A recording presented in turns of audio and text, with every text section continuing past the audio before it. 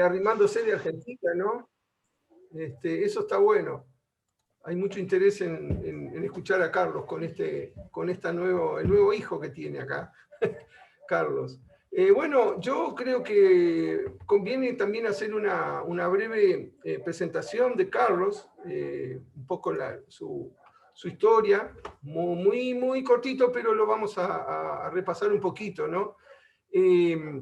Ustedes saben de que Carlos Icas es psicólogo social, es psicodramatista, es fundador y director del Centro de Altos Estudios en Psicología Social, que es fundador y director de Emergencias Psicosociales, que es autor del libro Socorristas del Alma, que además Carlos fue premiado, abanderado de la Argentina Solidaria 2013, y bueno, y yo decía, del libro, ahora son los libros, ¿no? Porque hoy estamos hablando del número 2, Carlos. Y bueno, la idea de hoy es hacer un poco escuchar a Carlos, el creador de este libro. Estamos presentando hoy acá en la Escuela de Psicología Social Uruguay, ¿no? El libro es Psicología Social Clínica, Teoría de la Identidad del Yo al Nosotros. Entonces, un poco para los que todavía no lo han leído, les cuento algunas cositas. Por ejemplo, que en la primera parte del libro, Carlos habla de las raíces que luego fueron árbol, ¿verdad? Es un repasito que está haciendo Carlos allí por toda su historia. En la segunda parte del libro, Carlos habla de la psicología social general y de la psicología social aplicada. Y dentro de esta segunda parte, nosotros nos encontramos con algunas temáticas como psicología social pedagógica, un desarrollo que hace Carlos, la psicología social diagnóstica, la institucional, la comunitaria, la psicología social natural, la clínica, finalmente. Y después, en la tercera parte del libro, Carlos nos trae su teoría de la identidad, ¿verdad? Teoría de la identidad. Y bueno, desde ya los estamos invitando a que consigan este libro, que está muy bueno, que es un gran aporte, ¿no? Que hace algunas recopilaciones de las teorías psicosociales, pero fundamentalmente un aporte muy grande a lo que es la aplicación de la psicología social clínica con estas herramientas que tenemos, ¿no? Los psicólogos sociales. Así que bueno, Carlos, la verdad que el protagonista sos vos, nosotros lo que queremos es escucharte y bueno, ir de alguna manera recorriendo también todo lo que has desarrollado acá en este libro. La verdad, muy interesante y bueno, bienvenido y te damos la palabra. Bueno, muy bien, gracias, Raúl. Bien, sí, en realidad, como yo comento en la introducción, en el libro, eh, arranco planteando que esta introducción, la del libro, ¿no? Sin darme cuenta, comencé a escribirla en el año 1999. Fíjense cuántos años, ¿no? Porque en esa ocasión, ante un congreso de psicología social, yo presenté una ponencia y esa ponencia se llamó precisamente Psicología Social Clínica. Y en ese trabajo yo planteaba varios aspectos, esta necesidad de que comenzáramos a poder ver una psicología social general y después una psicología social aplicada a distintos ámbitos, a distintas temáticas.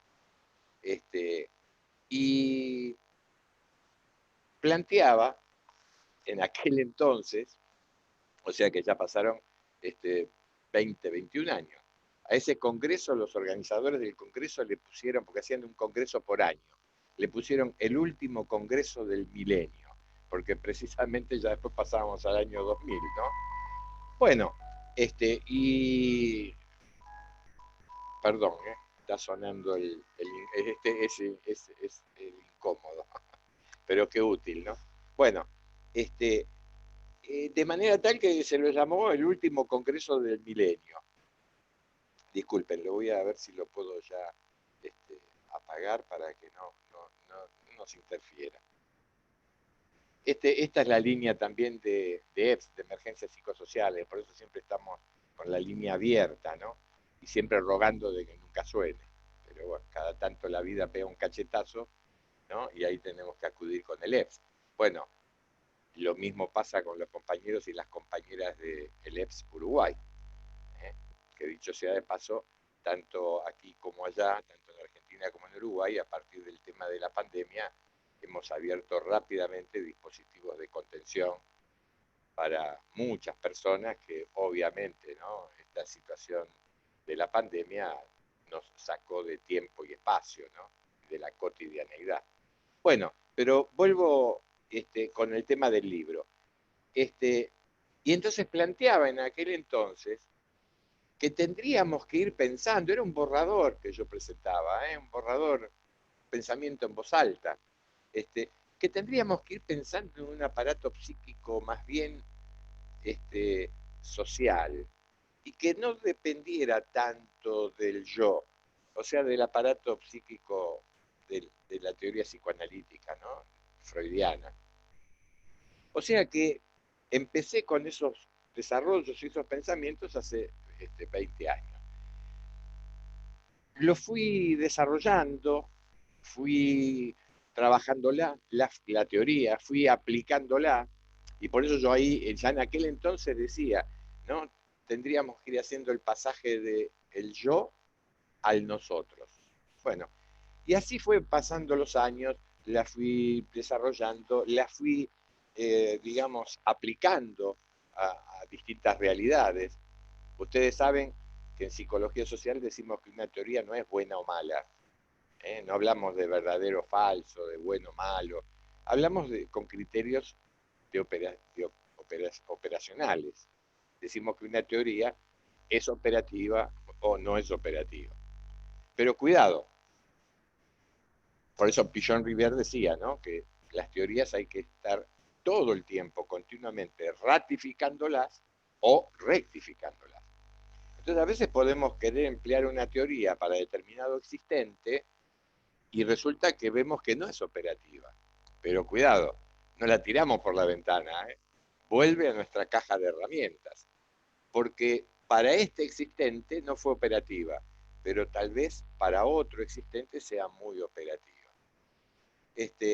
Así que la he comprobado en la práctica, la he utilizado. Cuando digo comprobado, la he utilizado. Y si una teoría, alguien dijo una vez que no hay nada más práctico que una buena teoría, porque uno piensa en una teoría y piensa en conceptos abstractos que andan volando por ahí arriba. No, no, no, no.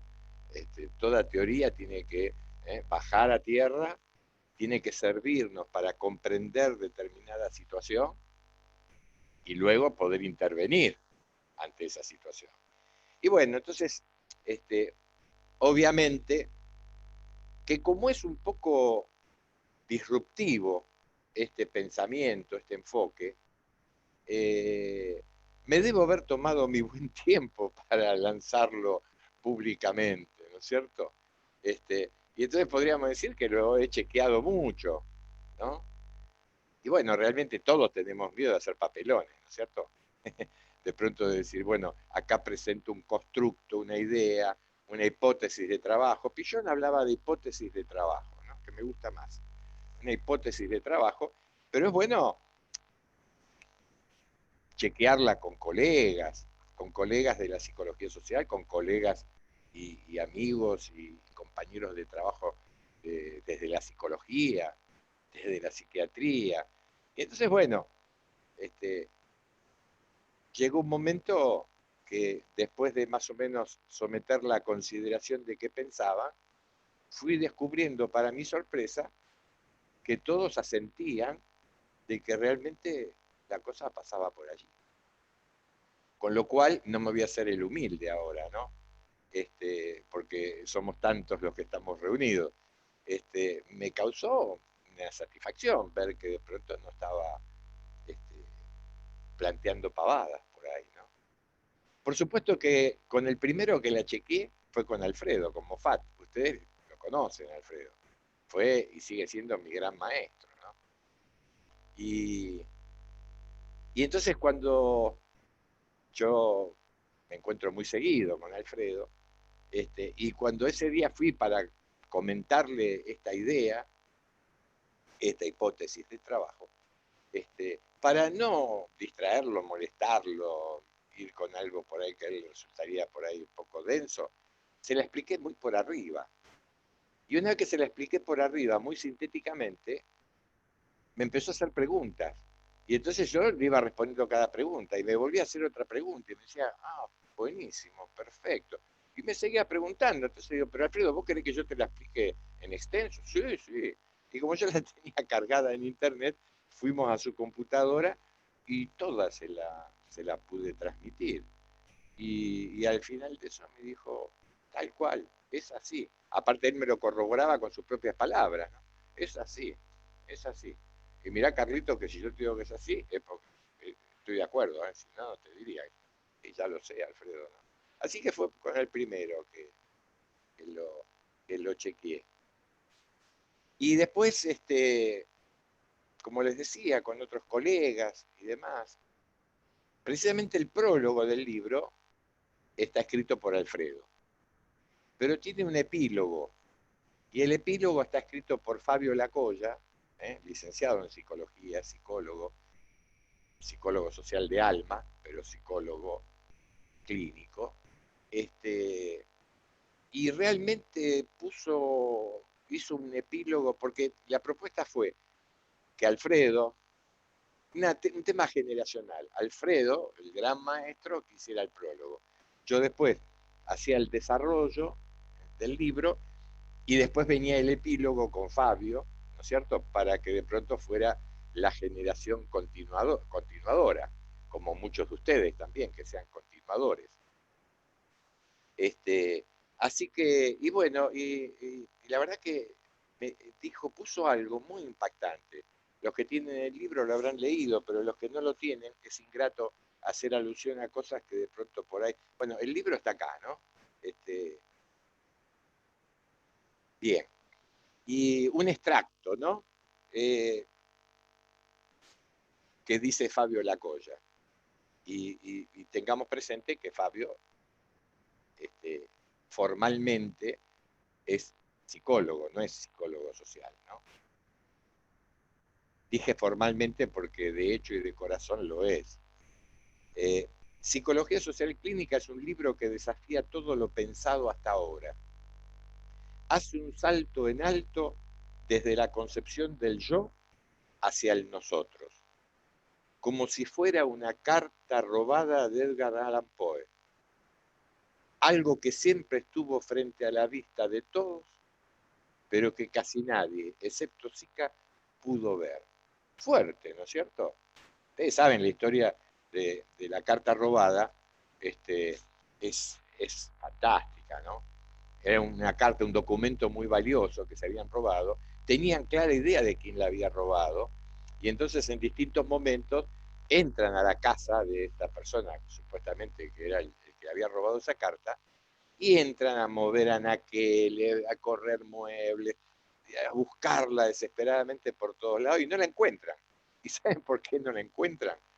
Porque la carta estaba en el escritorio de él, entre otros papeles, a la vista de todos, y por eso no se encontraba la carta, ¿no? Entonces cuando Fabio puso eso, dije, la perinola. Me sonó como muy fuerte, muy halagador. Bueno, voy a pasar a comentarles un poquitito la idea central de esta construcción, de esta hipótesis de trabajo. Fundamentalmente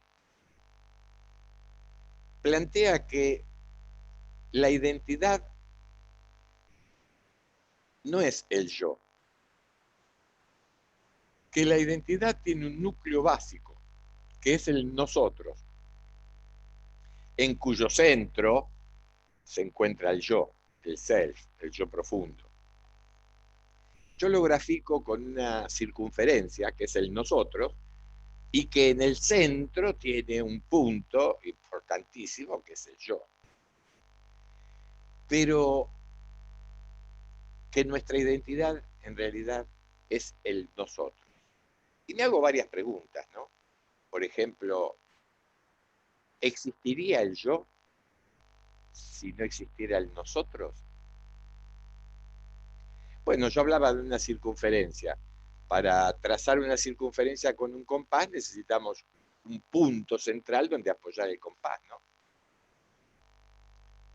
Y ese punto central, dentro de una circunferencia, que es el nosotros, tiene sentido, tiene lógica, tiene presencia. Ahora, ¿qué sería un punto perdido en el espacio? Nada. Entonces, como para ir entrando un poquito en tema, ¿no? Y acá les voy a comentar algo que tal vez sea anecdótico, pero rico. Y como ustedes están allá en Uruguay, cuyas playas nosotros acá las envidiamos, porque acá la costanera nuestra es un basural, pobrecito, y allá yo que la verdad que quedo enamorado cada vez que voy y veo las playas de ustedes, esa arena limpísima, bueno, hermoso. Así que les voy a dar un ejemplo del cual ustedes se van a poder identificar. Ahora salen como 15 de ustedes y levantan la mano, quiero decir algo, quiero decir algo. Sí, a ver, digan. No, yo no voy nunca a la playa, no sé lo que es la playa. Bueno, ustedes vieron que tenemos historia de cómo fueron los balnearios en épocas pasadas. ¿Eh? Por ejemplo, podemos acceder a fotos, por ejemplo, en color sepia, ¿no? Las mujeres en plena playa iban vestidas de cuello a tobillo, todas cubiertas, ¿no? Y por ahí iban paseando por las ramblas de madera, ¿no? Con sombrillas para protegerse del sol.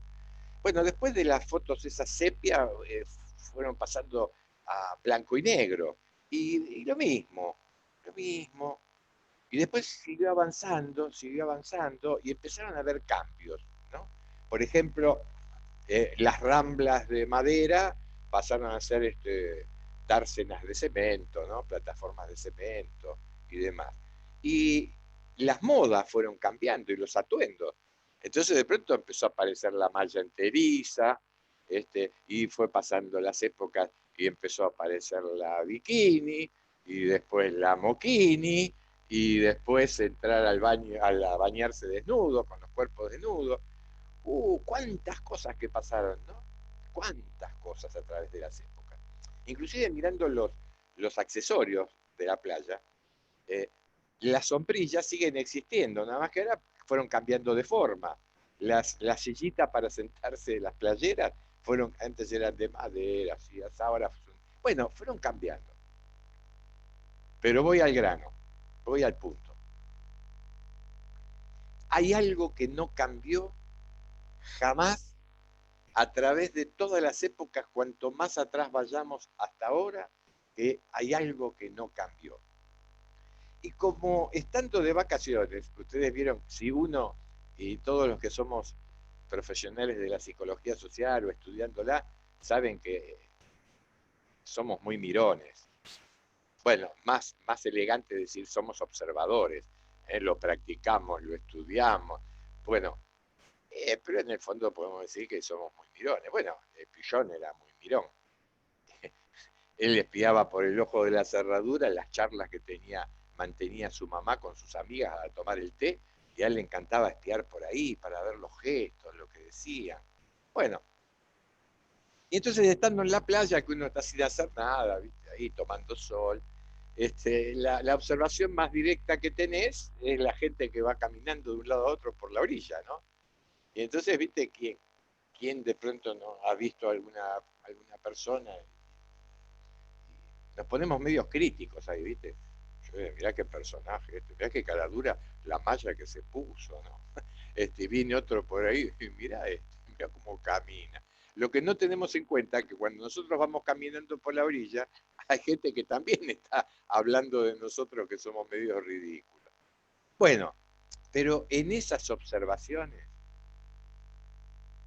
me llamaba algo siempre la atención. Una escena que se repite todos los años, si uno veranea en playas. Y la escena es esta: una mamá, un papá y un niño o una niña jugando con un baldecito en la arena. Que cada rato la mamá o el papá van con el baldecito a buscarle agua hasta el mar y le traen y le mojan para que pueda hacer su pudincito, sus formitas y demás. Y eso no se modifica nunca. Es una escena triangular. Papá, mamá, hijo. O hija, ¿no? Por supuesto. Y a mí siempre me impactaba esa escena. Hasta que un día empecé a pensar, digo, mira vos, a ese niño, a esa niña, se le va configurando cada vez más su nosotros. No pensaba que se le iba configurando su yo, sino su nosotros, su identidad. Por supuesto con un yo inmaduro que se va configurando, pero dentro de ese nosotros. Así que yo estoy abierto a la polémica, si de pronto alguno de ustedes, es bueno confrontar, eh, puede plantear si de pronto está de acuerdo o no está de acuerdo, si le cierra, no le cierra. Porque vieron que a veces la palabra confrontar tiene mala prensa, ¿no? Y es bárbaro confrontar. Lo que no es bueno es enfrentar, ¿no? Porque cuando se enfrentan dos, uno quiere ganarle al otro a como dé lugar, ¿no? En cambio, confrontar es, yo lo pienso así, no, yo lo pienso así, y crecemos ambos de los que estamos confrontando, ¿no? Y entonces, cuando yo al principio decía que es disruptivo, es porque humildemente lo planteo, pero difiere de la teoría psicoanalítica, y vaya que tiene años de vigencia la teoría psicoanalítica. Ustedes saben que la teoría psicoanalítica plantea que el yo deviene del ello. Y este enfoque, ¿qué plantea? Que el yo se configura, deviene del nosotros. Y un nosotros, que de pronto eso también me llevó a investigar mucho, a probar en la práctica y demás, si existe un psiquismo prenatal o no. Ustedes saben que todos los pensadores de la conducta humana, de la psicología, a veces tienen distintos pensamientos. Sin ir más lejos, Piaget mismo sostenía que el primer registro psíquico es en el momento del nacimiento. Ustedes saben, a través de la teoría de la enfermedad única, que es el momento que él llamó de la protodepresión. Proto es esbozo, boceto de todas las depresiones que vamos a tener a lo largo de la vida.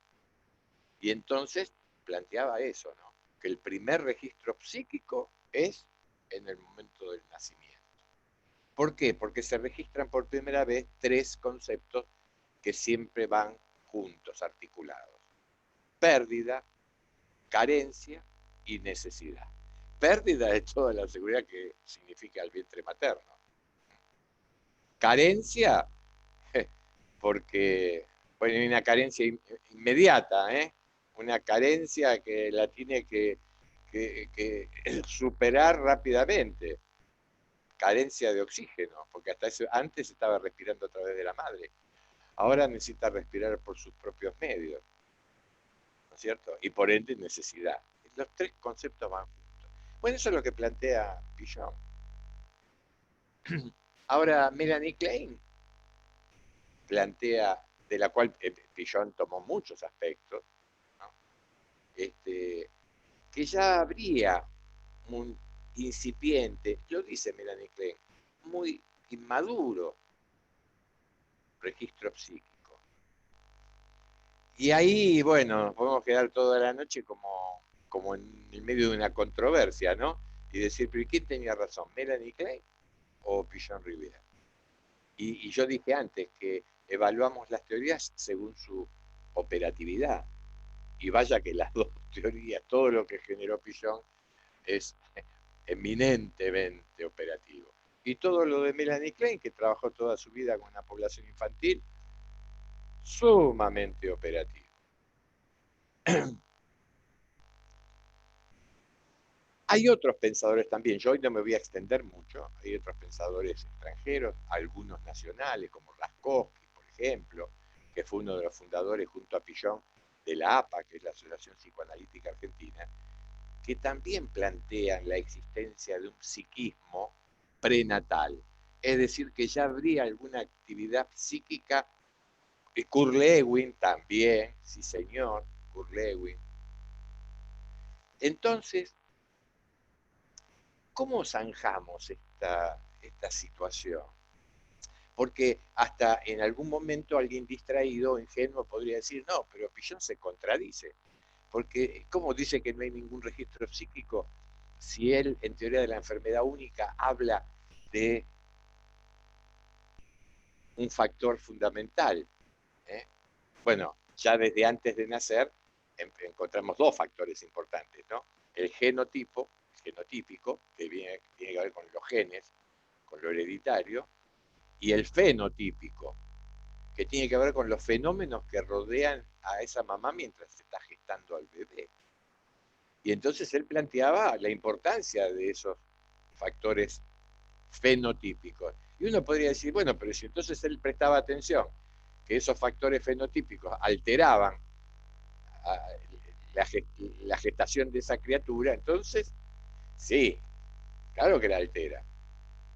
No es lo mismo que la madre que está gestando un hijo esté rodeada de afecto, de amor, de armonía, de paz, a que si Miguel Tarde fue uno de los primeros sociólogos franceses. Bueno, que según cómo esté rodeada, los fenómenos que rodean a esa mamá que está gestando, va a ser algo muy diferente para el feto, ¿no?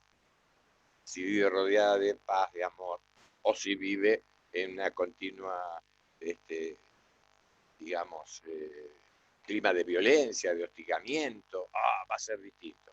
Y entonces, sí, pero Pillon dice que esos fenómenos afectan fisiológicamente al feto, no psíquicamente. Porque claro, las químicas que genera la mamá en una situación o en otra son totalmente diferentes y de alguna manera van a afectar.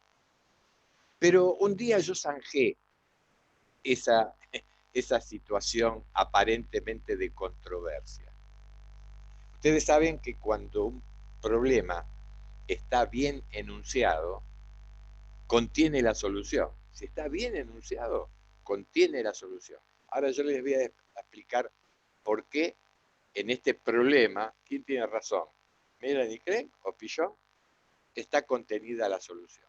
Un día, dando yo una clase de teoría de la enfermedad única, en un determinado momento, hablando de un factor actual, que es un hecho que irrumpe en la vida de los sujetos y nos pone en una situación de crisis, se da lo que Pillon llama situación depresiva básica, una regresión.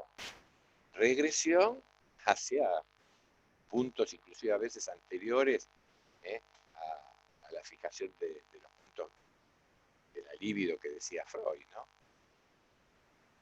Y decía, ¿no? Cuanto más fuerte es el impacto de una situación traumática, más atrás se regresa, ¿no?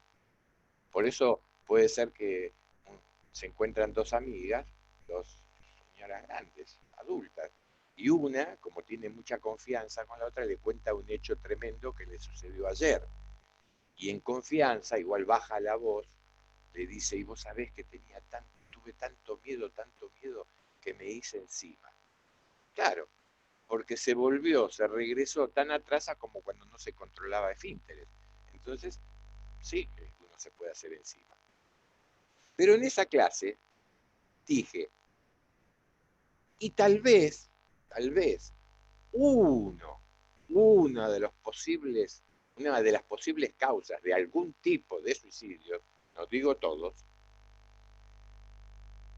tal vez se deba a que cuanto más angustia te está generando la vida, el existir, por ahí entras en una depresión tan regresiva que se vuelve tremendamente aguda. Y ustedes vieron cómo termina el depresivo sumamente agudo. Termina sin poder salir de la cama, de costadito y en posición fetal. ¿Vieron? Pone las manos entre las piernas y está en posición fetal. Y regresa tanto. Y entonces yo ahí en esa clase decía, de manera tal que tal vez inconscientemente el suicidio implica volver a donde no había carencias ni necesidades, todo estaba satisfecho.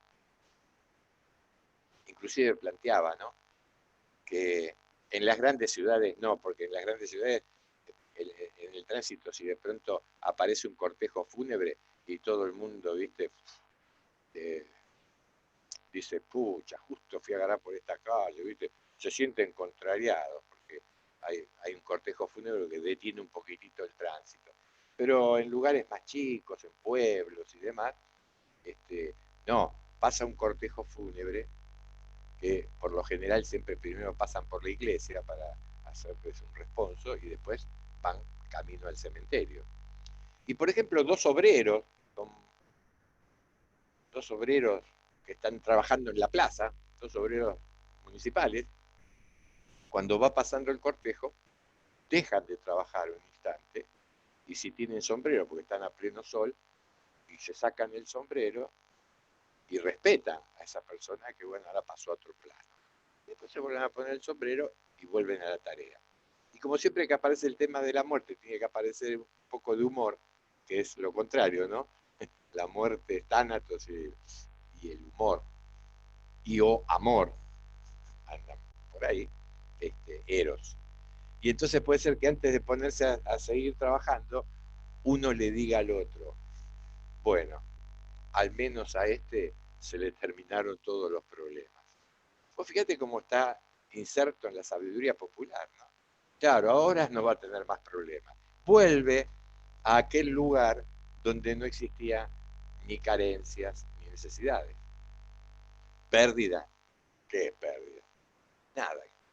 Bueno, para mí, buena sorpresa, porque yo dije, podría explicarse porque tal vez inconscientemente haya querido regresar a aquel lugar donde no había problemas.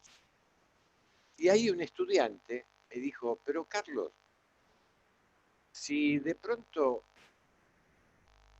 inconscientemente se quiere regresar a un lugar,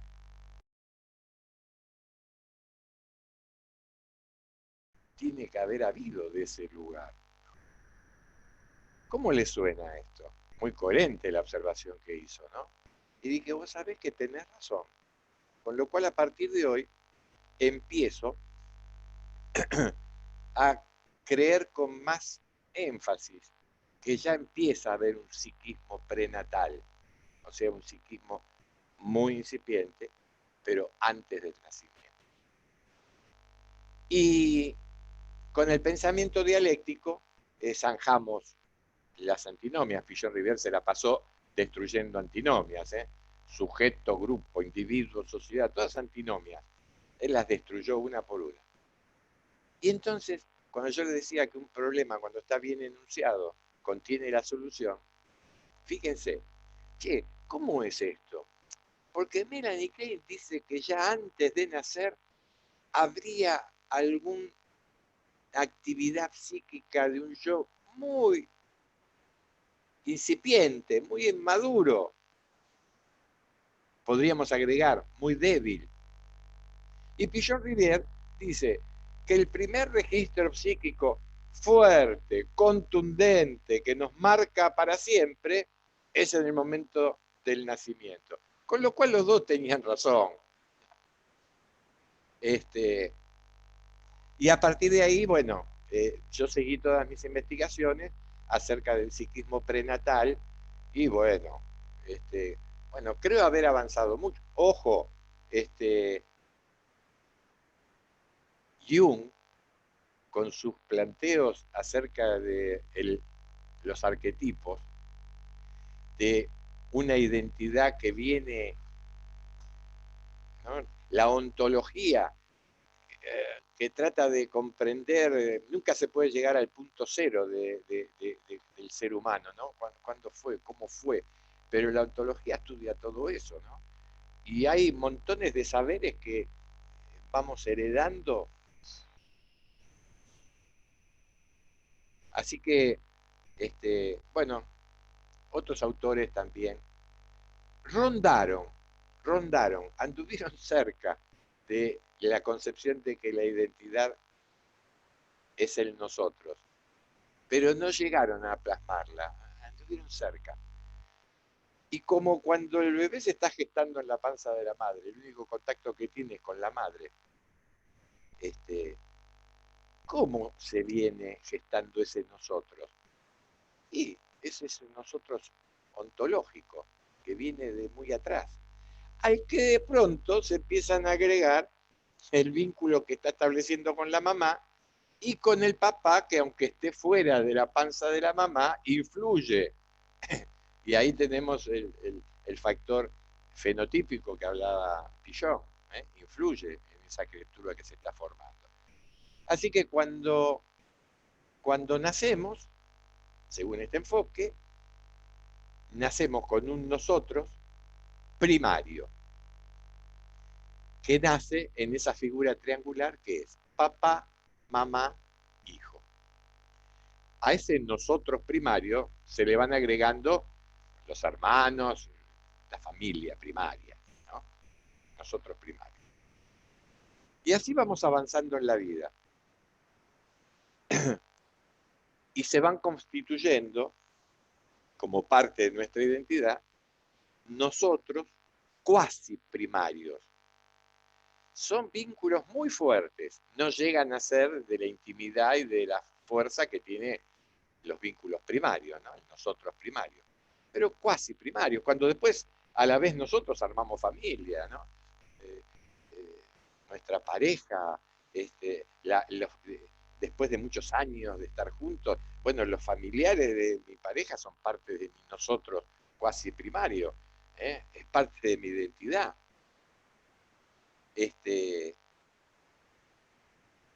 Testigos válidos de nuestra vida pasan a ser parte de nuestra identidad. Testigos válidos es un concepto que usa Alfredo. Aquellas personas que conocen prácticamente todo de nosotros y nosotros de ellos. Esos son parte de nuestra identidad. Y por último, nosotros secundarios. Ahí lo de primarios, cuasi primarios y secundarios tiene que ver con el grado de intimidad de los vínculos. Bueno, ¿y qué sería parte de mi identidad en cuanto a nosotros secundarios? Y bueno, es muy sencillo. Por ejemplo, yo, psicólogo social, quiere decir que todos los colegas, psicólogos y psicólogas sociales, son parte de mi identidad.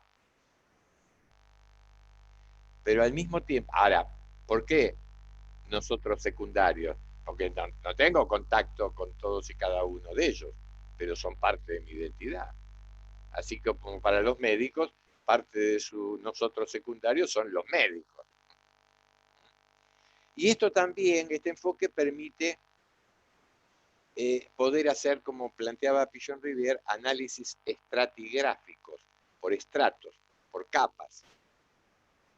Entonces, por ejemplo, si yo hablo de mi identidad, voy a hablar de mí nosotros. Y voy a decir nosotros, los Zika y los bengualí. El apellido de mi papá y el apellido de mi mamá. Nosotros, bueno, como dije recién, podría ser los psicólogos sociales, pero antes que eso, ¿no?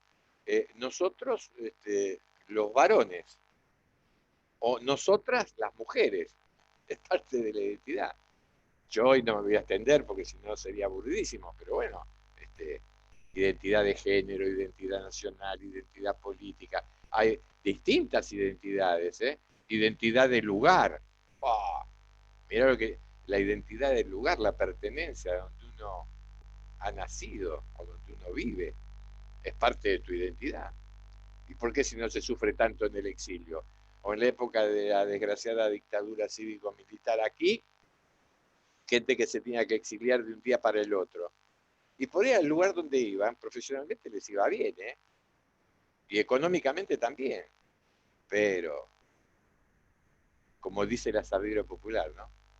Yo me siento sapo de otro pozo, porque te falta esa pertenencia a tu lugar. Bueno, de manera tal que ahí ya enuncié más o menos, ¿eh? los ejes más importantes de este enfoque, de esta teoría. ¿Y por qué yo ya hace más de 20 años planteaba de que como psicólogos sociales necesitábamos tener un fundamento epistemológico para plantear el tema de la asistencia desde la psicología social? Que ustedes saben que es un tema muy álgido, que nos señalan enseguida con el dedo, que no, pero ¿cómo asistencia? No, ustedes no pueden. Bueno, no sé cómo anda la cosa allá por Uruguay, pero acá en Argentina, hace muchos años, bueno, mira, Pajela me dice que no tienen nada que envidiarnos, por allá también existe esa, ¿no?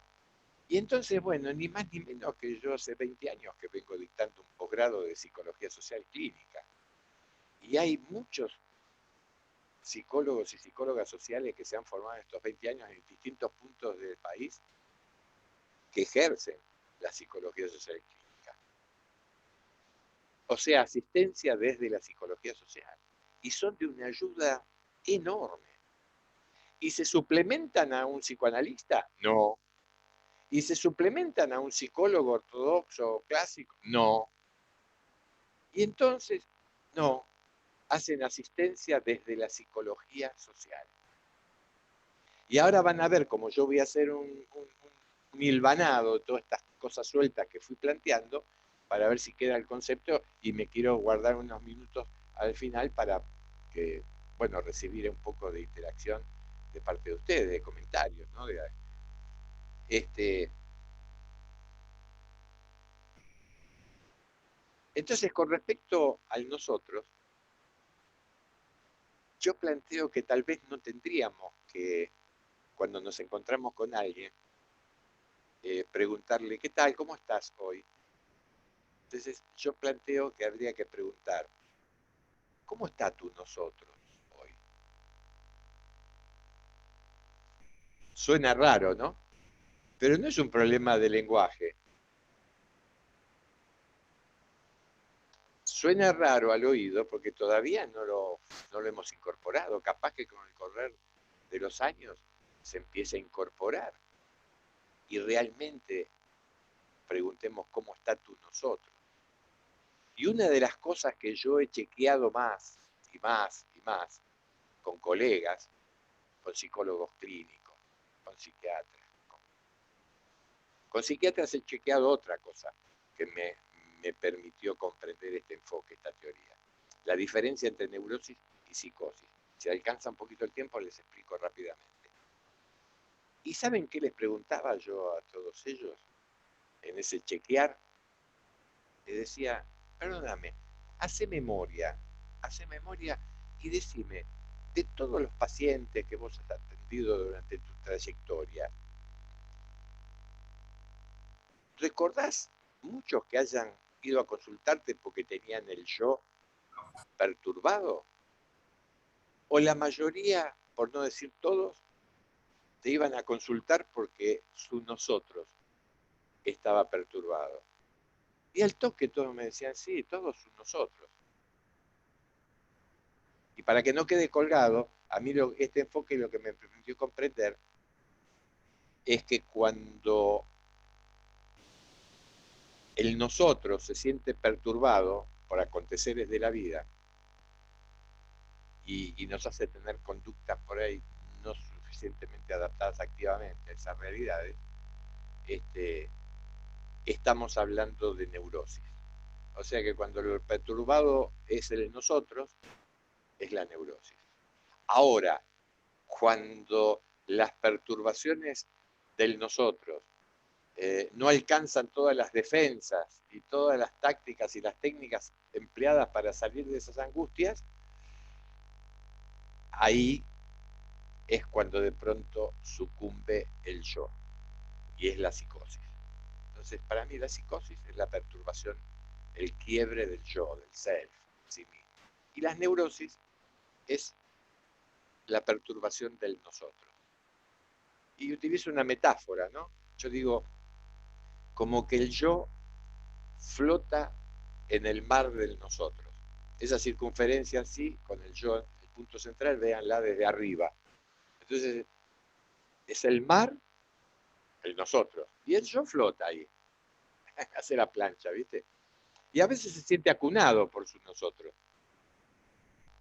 Y otras veces no, ¿viste? Viene algo fuerte, y entonces el yo se inquieta, pero no lo afectan demasiado. Ahora, si es una tempestad tras otra, continua, no da tregua, y no da tregua, y no da tregua, ahí puede ser que el yo sucumba. Y esa es la psicosis. Y una cosa que quedó colgada del tema de las playas y de las observaciones que yo les hacía, de esa escena triangular, era otra observación que yo hacía. A la tardecita noche, después del día de playa, día fantástico, de sol, qué lindo día, porque si esto el día no era lindo, esto que les voy a contar ahora se hacía más temprano. Pero si el día era un día lindo de playa, a la tardecita noche, una cola, una fila de personas, 30, 40 metros de fila. En ese entonces no había locutorios, cibers, era la compañía telefónica donde ibas. ¿Y para qué hacía toda esa gente la cola? Yo incluido, pacientemente. Y llegabas y dabas el número de teléfono y la operadora te comunicaba. Sí, vaya por la cabina. ¿Y para qué? En todos los casos, ¿qué escuchabas? Miren, escuchabas esto. Hola, vieja. Bien, sí, sí, bien, bien, bien. No, por acá va unos días. Y che, ¿y cómo estás? Bien. ¿Y el viejo? Ah, bueno, buenísimo. Che, y fulano, fulano. Bien, bueno, bueno, bárbaro. Bueno, bueno, bárbaro. Bueno, en un par de días te llamo. Chau, chau. ¿Qué hacía toda esa gente? Chequeábamos nuestro nosotros. Porque el yo puede tomar sol placenteramente, disfrutar de las vacaciones, si el nosotros anda algo que está mal, no. Entonces, lo que toda esa gente, y yo incluido, hacíamos, era ir a chequear cómo están nuestros nosotros, sobre todo en cuanto a la salud. Y si lo que chequeábamos era que estaba todo bien, dale 2 o 3 días más disfrutando las vacaciones. Ahora eso cambió. Las fotos del sepia en blanco y negro pasaron a colores brillantes y ahora con este artefacto y con las videollamadas chequeamos el nosotros por ahí cada 2 horas o no, cuando estamos lejos. Porque necesitamos saber cómo está nuestro nosotros. Y hace muchos años, en una clase, me acuerdo que era en Bahía Blanca, se estaba armando la Escuela de Psicología Social de Bahía Blanca, y yo expliqué cuando dos personas, claro, cambiaron la vida cotidiana, totalmente. Y ahora nos tenemos que preparar para ver cómo nos adaptamos activamente a lo que se llama nueva normalidad. Todavía no podemos decir post-pandemia, no nos entusiasmemos mucho. ¿eh? Pero hay un pasaje ahora de una situación a otra un poco más, pero no podemos decir, bueno, ya está, pasó. Bueno, pero entonces en esa clase yo dije que cuando dos personas eh, con un vínculo muy fuerte, muy fuerte, muy fuerte, una de esas personas está a punto de tomar el avión o el barco o lo que fuera, porque se va a ir de viaje a un lugar muy lejano, entonces, viste, todas las despedidas, ya segundo llamado a los pasajeros del vuelo tal y tal, y entonces siguen hablando. Bueno, último llamado pasajero, entonces ya está, hay que despedirse. Entonces viene el beso de la despedida, ¿y qué es lo que se dicen mutuamente? Bueno, cuídate, sí, vos también, cuídate. ¿Vieron? Entonces en esa clase yo dije, pues sabés que mentimos, no nos damos cuenta que mentimos, pero lo que estamos diciendo en realidad es cuidame todas las cosas mías que están puestas en vos y que vos ahora te las llevás lejos. Y si te pasa algo, yo pierdo todo eso mío que está puesto en vos. O sea, cuidá mi nosotros, porque vos sos parte fundamental de mi nosotros. Así que bueno, me acuerdo que después de esa clase, cuando con Silvia, con la mujer con la que camino la vida, ¿no? Nos exprimíamos, íbamos todo un fin de semana largo, podíamos un jueves o el viernes, sábado, domingo, nos iban a buscar a la terminal. Lindos esos viajes, ¿eh? En tren, con camarote, qué lindo, porque como 12 horas, pero en la noche, con camarote, y uno sentía que estaba en el Expreso de Oriente, ¿viste? Ahí íbamos a Bahía Blanca, pero era lindo, el traqueteo del tren, ¿viste? Fantástico. Y esa noche cuando nos llevaron a la estación para despedirnos, nos exprimían hasta el último minuto y con tal tema que hacemos, porque supervisábamos, ellos recién empezaban con la escuela. Y entonces me acuerdo que nosotros, ya subidos al tren, el tren pronto a arrancar, y todo el equipo de allá, que nos iba a despedir, cuando el tren estaba arrancando, dijeron, bueno, cuídennos. No dijeron cuídense, cuídennos. Lo habían tomado, ¿no? Y a esto le agrego otra cosa que tiene que ver con mis años ya, ¿no?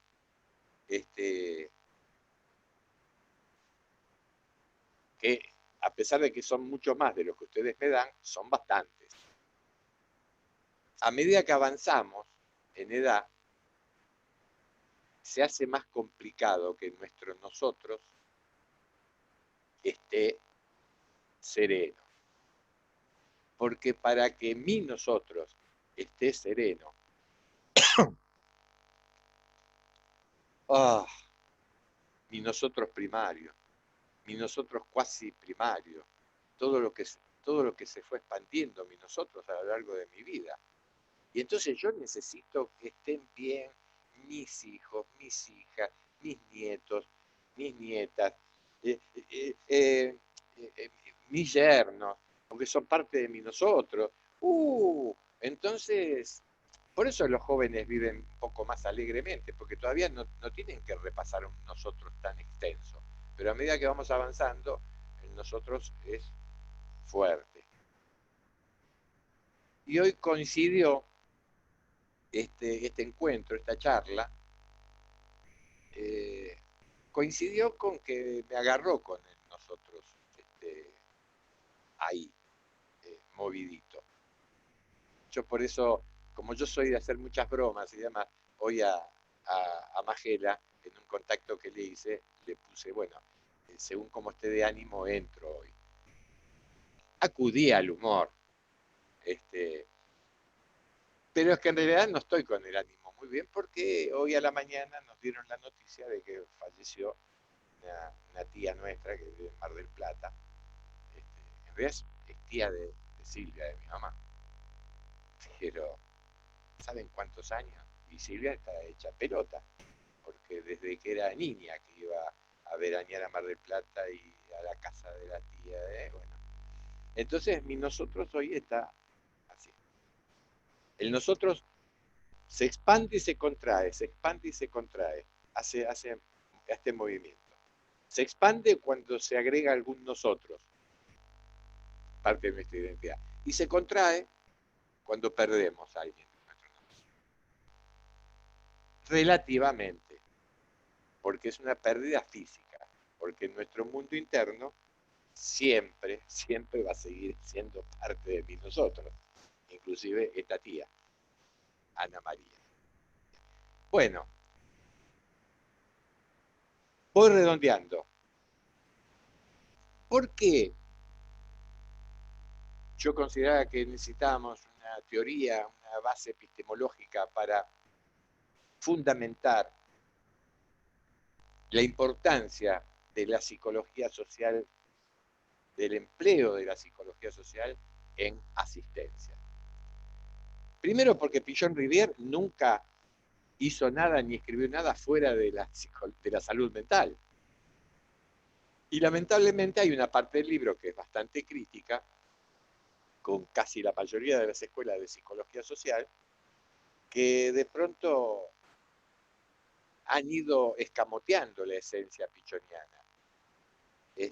Y entonces asistencia, ¿no? Es mala palabra. Y a lo sumo todo tiene que quedar relegado ¿a qué? A lo grupal. Y entonces se dan cosas realmente risueñas si no fueran tan patéticas, ¿no? Porque nos encasillan, yo me presento como psicólogo, claro, vos trabajás con grupos. Sí, bueno, en realidad trabajo con personas. La mayoría de las veces grupos, pero personas. Entonces es como un encasillarnos en ser coordinadores de actividades grupales. No, no, ser psicólogo social es mucho más que ser coordinador de grupo operativo.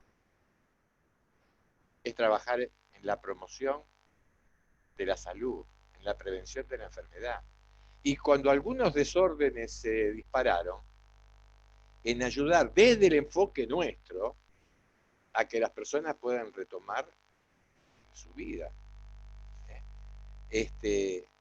Y entonces hacía falta un enfoque, como les dije recién, teórico, epistemológico, con base a lo que nosotros hacemos desde asistencia.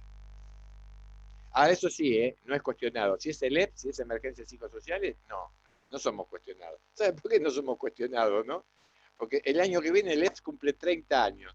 No es cuestionado porque en estos 30 años no apareció ningún equipo de psicólogos clínicos ni de psiquiatras que estén en el lugar, al pie del cañón, conteniendo emocionalmente a las personas. No, entonces nos validan. No, eso está bien. Ya, emergencias psicosociales ya está incorporado como que es legal y legítimo. Asistencia, y no es asistencia a las personas que se les derrumbó la vida de un instante para el otro, que su nosotros está herido, no es asistencia. Bueno, pero eso está bien, pero por lo general ustedes lo hacen grupal. No, sí, grupal, pero persona por persona. Es muy difícil abrazar a toda la familia junta, ¿viste? Abrazamos a una persona, escuchamos de a uno. Bueno. Y entonces el patético sería que si alguien entonces está pasando por una circunstancia de la vida que tiene que adoptar una decisión crucial y tiene una angustia que no le permite tomar una decisión y me viene a consultar a ver si yo de alguna manera puedo acomodarle un poco los sentimientos, ¿no? Como decía Pichon, sostenerle el miedo por un rato, porque tiene un miedo de tomar una decisión, de cambiar, y sostenerle el miedo por un rato, ¿para qué? Para que pueda pensar, contenerlo para que pueda pensar y ver cuál es su verdadero deseo y entonces tome la decisión. Entonces viene alguien con esa problemática a verme, confía en que yo voy a poder ayudarlo, pero yo qué le tengo que decir si me guío por esa corriente que ya quedó perimida, un paradigma que ya es viejo, está estancado, ¿no? A la psicología social hay que hacerla crecer, todo lo que se estanca se muere. Y entonces, ¿yo qué le digo a esa persona? Mirá, pero ¿sabés lo que pasa? Yo soy psicólogo social, ¿viste? Y trabajo con grupos. Así que buscate 4 o 5 personas que tengan más o menos un problema, y ahí ya si vienen a verme, yo ahí sí los puedo asistir. Ridículo, ¿no? Bueno, y termino de redondear lo del enfoque, que la identidad, el núcleo básico es el nosotros, que por supuesto tiene el yo como punto central, pero es el nosotros. Y entonces, los psicólogos sociales trabajamos siempre con el nosotros de la persona. Y ya lo planteaba Pichon, todo vínculo es bicorporal, pero siempre tripersonal. Porque cada persona, yo digo multipersonal, porque cada persona está con su grupo interno. que en situaciones de crisis, en una asistencia, aparecen a los 5 minutos, en el medio del llanto, te dice, la culpa de esto lo tiene mi mamá porque mi mamá tal cosa y tal otra. Bueno, y mi papá, que de pronto siempre se hacía el distraído, y mi hermana, que aprovechaba siempre esa grieta para ella salir favorecido, en 5 minutos te trajo a la mamá, al papá, al hermano, después te trae a la pareja, a todo. Nadie va a consultar porque tengo el yo dolido, no, tengo el nosotros, no funciona bien, hay cosas que no cierran. ¿eh? Ahora ya cuando es el estallido del yo, sí, bueno, ahí ya tiene que intervenir el psiquiatra, es más complejo, ahí estamos hablando de psicosis, de esquizofrenia. Bueno, entonces los psicólogos sociales siempre trabajamos con el nosotros de la persona. Por último, entonces, cuando hacemos asistencia con una persona, estamos haciendo asistencia grupal. Y cuando hacemos asistencia con un grupo, o sea, con varias personas en un grupo, estamos haciendo asistencia multigrupal o multifamiliar, porque cada uno también está con su grupo interno. Por eso es pertinente, legal y legítimo que los psicólogos sociales podamos entrar en el tema de la asistencia. Obviamente, tal vez con una especialización, tal vez no, especializándose, por ahí estudiando cosas que en algunas escuelas por ahí no se ven o no se estudian, ¿eh?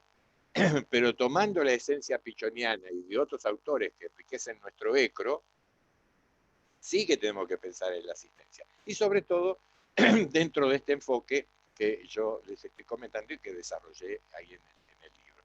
Por eso psicología social clínica se apoya en todo el ECRO de la psicología social, al que se le agrega ahora la teoría de la identidad.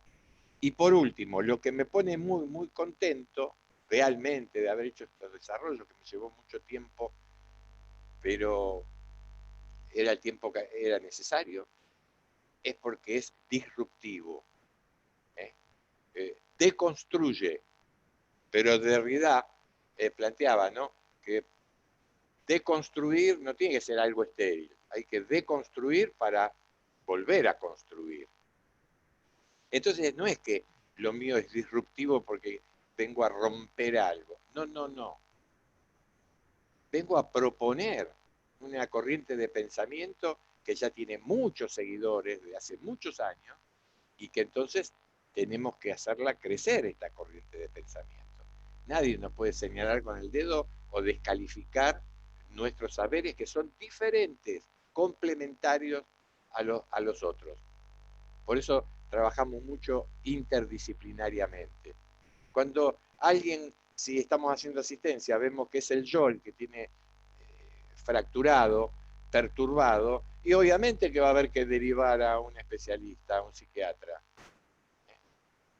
Y si hubiese que hacer un psicodiagnóstico profundo, bueno, un psicólogo clínico. Pero si el tema pasa porque hay perturbaciones con el nosotros, y bueno, ¿quiénes más especialistas que nosotros para trabajar con lo grupal? Bueno, y entonces me pone muy contento, ahí ya termino, me pone muy contento porque es ideológico este planteo. Porque a veces se quiere hacer creer que la psicología social es aséptica. No, no, es no partidaria. No, no, no, la psicología no es partidaria de tal o cual filiación política, no. Pero sí tiene ideología. ¿Y qué es? La ideología de la solidaridad. La ideología de que nos importan los otros, nuestro propio bienestar, pero también el de los demás. Entonces, este pasaje del yo, individualista, egocéntrico, cerrado, a el nosotros, es ideológico. Y los psicólogos sociales tenemos ideología. Y termino diciendo, el yo que no es consciente de su nosotros es un extranjero permanente. Es un alienado. Alienado, ¿saben qué quiere decir, no? ¿sí? Un enfermo mental es alienado, extranjero de sí mismo. Entonces, el yo, que no es consciente de su nosotros, es un extranjero permanente. Bueno, Carlos, ¿cómo no? nos estamos armando un poquito, de a poquito al final, pero quería hacer un poquito algunas acotaciones, porque tú decías en 1999, ¿no? Allí hablabas de una necesidad de crear un modelo teórico científico para asistir, ¿no? O sea, delimitando el objeto de conocimiento, ¿está bien? Pero a su vez hablabas de necesidad de respuesta a las urgencias que demandan las sociopatologías actuales. Y en tu libro traes también que para las sociopatologías proponés las socioterapias. Y para las socioterapias y para las sociopatologías decís psicología social clínica. La psicología social, además decías de que hoy más que nunca debe reaccionar ante los gritos silenciosos y proponés en el libro establecer dispositivos y redes de comunicación, como que Totalmente. hay que oír y responder, ¿no? A esas necesidades. Ahora, nos está faltando oídos y respuestas, ¿no? En la psicología social. ¿Cómo lo percibís vos?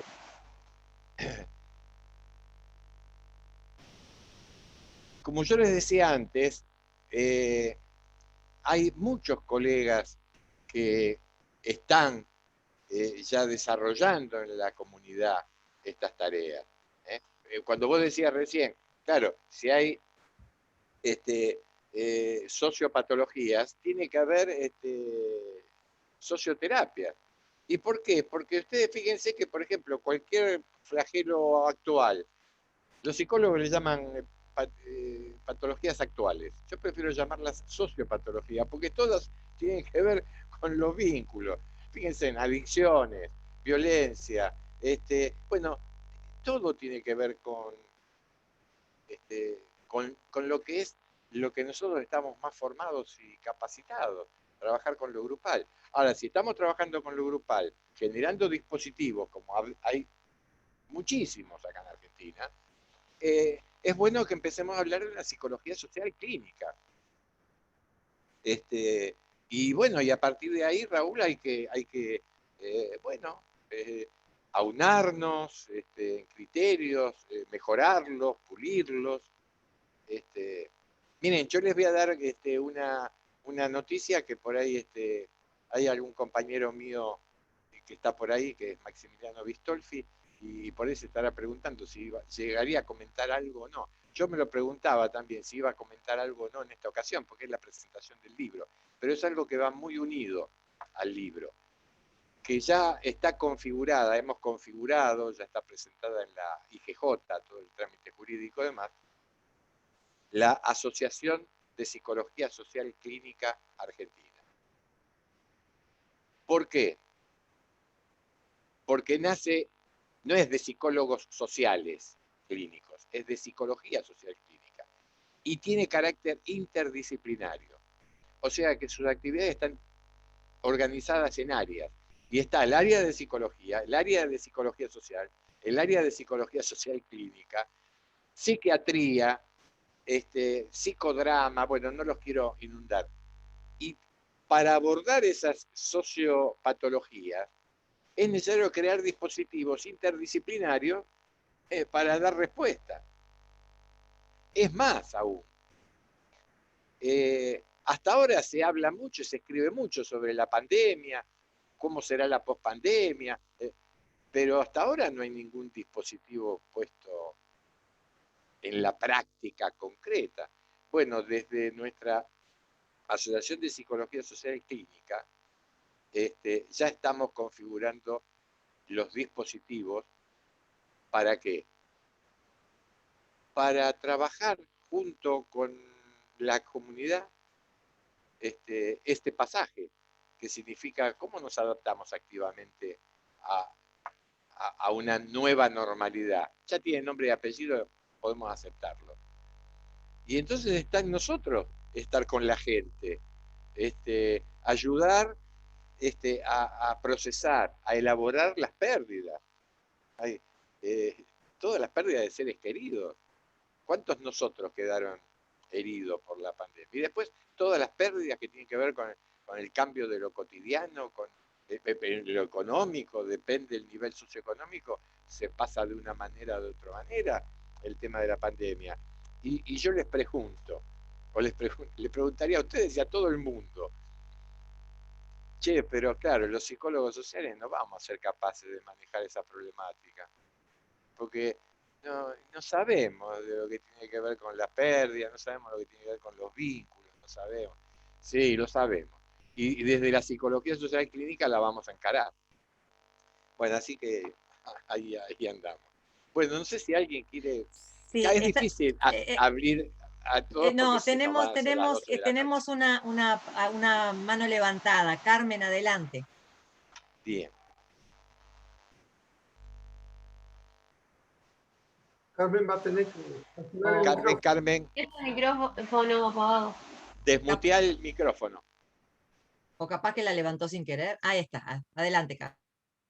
Hola, ¿qué tal? Buenas tardes. Estaba pensando cuando hablaba Carlos, ¿no? Sobre lo que Pichón, cuando Pichón tiene la charla con Cito Lema, que decía, ¿cómo estás vos? ¿Cómo estoy yo? ¿Cómo está la calle? Ahí ya estaba hablando de un nosotros, ¿no? Vale, le pregunto a Carlos, que es el que sabe. Perfecto, perfecto, perfecto. Miren, vos justo lo mencionás a Vicente.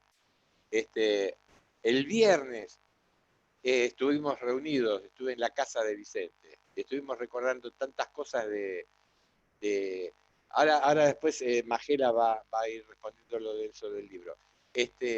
Hablando de tantas cosas, ¿no? Porque somos amigos de hace muchos años, ¿no? Y Vicente es parte de la Asociación de Psicología Social Clínica, por el tema de arte y locura y por el tema de derechos humanos. O sea que, en fin, y esto que yo les comenté hoy, el 23 de octubre vamos a hacer el acto de lanzamiento, ahí Magela y Raúl seguramente se van a comunicar con ustedes para invitarlos a participar. Lo hago con un interés que va subliminal, porque así como el EPS de pronto creció con distintas filiales acá en Argentina, pero un paso trascendental y queridísimo para nosotros fue cuando se configuró el EPS Uruguay. Y así que ojalá que esta psicología social clínica de a poquito también en Uruguay pueda empezar a crecer. Bien, no sé si alguien más... ahí ha levantado la mano Maxi, bueno, Maximiliano Vistolfis, un compañero, un colega que está en la comisión directiva de nuestra asociación, y está por ahí también Eduardo Solari, que también está. Sí, decí, Maximiliano. Cortito, porque mirá que estamos con el horario ahí medio acotado. Ya lo creo, pero bueno, buenas noches a todos. Les comento que transitar el camino que te cita a veces Carlos con respecto a un saber que tal vez uno lo encuentra y lo entiende y lo naturaliza tanto para trabajar, pasa a ser algo natural pensarse un psicólogo social clínico, porque a partir de la seguridad que uno aprende a tener, también se valora. Y a veces que lo que nosotros tenemos que encontrar es esa valoración para aportar nuestra seguridad y generar un eco a la gente que estamos asistiendo y que sabemos que generalmente le damos una herramienta de vida, que básicamente es la psicología social. Esto de entendernos como un nosotros fue algo que entró a mi vida a partir de Carlos, después de haber hecho algunas carreras en lo social, y es tan amplio poder utilizar esta herramienta y es tan útil que lo que estamos tratando de hacer desde el AFCA es eso, es invitar a tener seguridad y poner un pie en la verdad que un mundo bastante distópico, en el cual generar herramientas como un dispositivo, por ejemplo, hacia la sociedad, con la simple observación que nos caracteriza, es algo que nos abre, primero, espacios de trabajo, y segundo, generarnos nuestro ECRO y nuestro, poder apoyarnos en nuestras seguridades, digámoslo de esa forma. En la actualidad tenemos una caída social por un montón de cosas que fueron afectando particularidades. Cada uno se encontró encerrado en su casa, y esa falta de nosotros fue algo muy notable. Es ahí donde los psicólogos sociales vamos a hacer pie muy fácilmente, porque es lo que venimos trabajando desde hace mucho tiempo, y poder tener la mirada desde el nosotros es una herramienta fundamental para avanzar mucho más rápido y con seguridad por sobre todo. Así que bueno, desde ya los saludo, y es interesantísimo ir masticando poco a poco esta teoría, pasándola por nosotros, como solemos hacerlo los psicólogos sociales, que de esa forma también la sentimos propio, la sentimos parte de nuestro ECRO, y la podemos trabajar mucho más completo. Gracias, Maxi. Gracias, Maxi. Hay un mensaje que quiero, muchos mensajes subieron, yo los voy leyendo, lo que pasa es que a veces no podemos cortar para ir respondiendo. Pero Verónica, creo, preguntaba acerca de la asistencia post pandemia. Hay un micrófono abierto por ahí que está generando mucho ruido. Carmen, no lo apagaste. Si alguien descubre quién, ahí está. Bueno, les comento algo de APSCA, que es Asociación de Psicología Social Clínica Argentina. Aparte de las distintas áreas, hemos creado una red de instituciones participativas. Una red de instituciones participativas. Porque esto lo tenemos que trabajar entre todos y de distintos ámbitos y lugares y espacios, porque es ha afectado al mundo entero, digamos. Entonces nadie podría pensar que se va a dirigir en quienes puedan brindar esa asistencia post-pandémica. Pero si trabajamos en redes, podemos llegar a más personas, ¿no es cierto? Así que desde ya les comento que EPSU, la Escuela de Psicología Social Uruguay, y el EPS, la filial Uruguay, son parte ya incorporada de la red de instituciones participativas.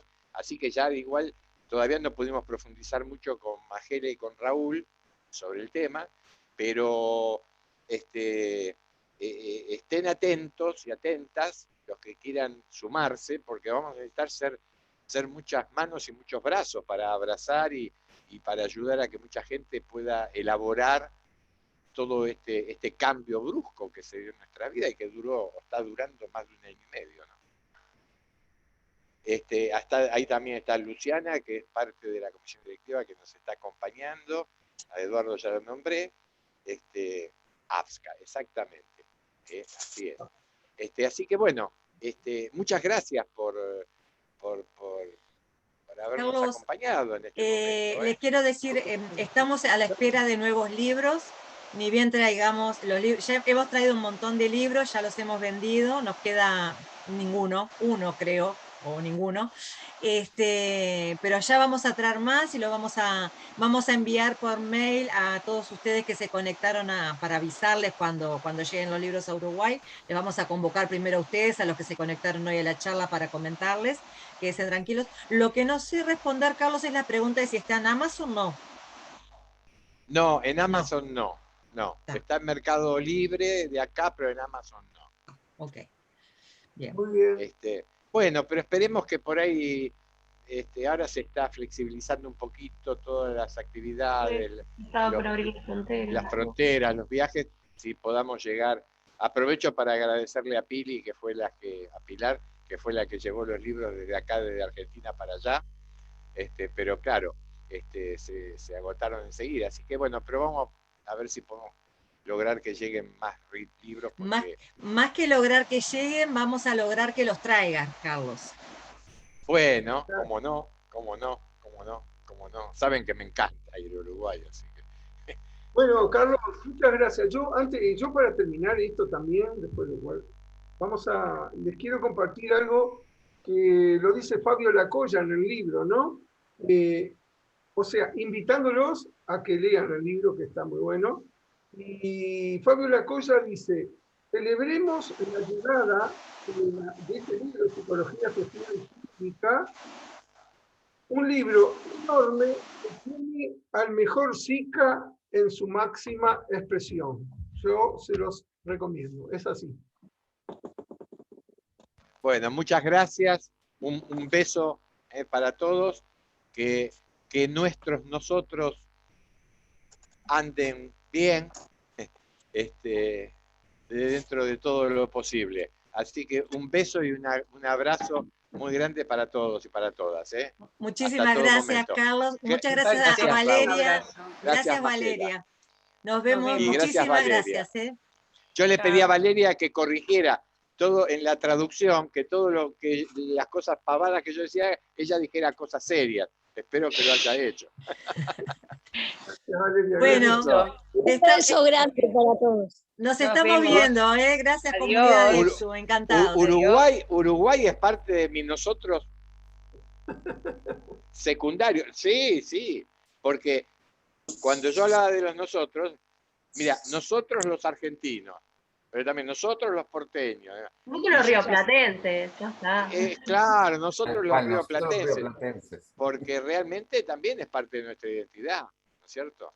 Nunca voy a entender por qué... Artigas lo sentimos de este lado también. Muy bien. Muy bien. Bueno, hasta todo momento. Gracias. Hasta luego. Gracias, Carlos. Bueno, gracias a todos. Nos estamos viendo. Gracias por conectarse. Chao, Valeria. Hasta luego. Muchas gracias. Chao. Muchas gracias. Nos vemos.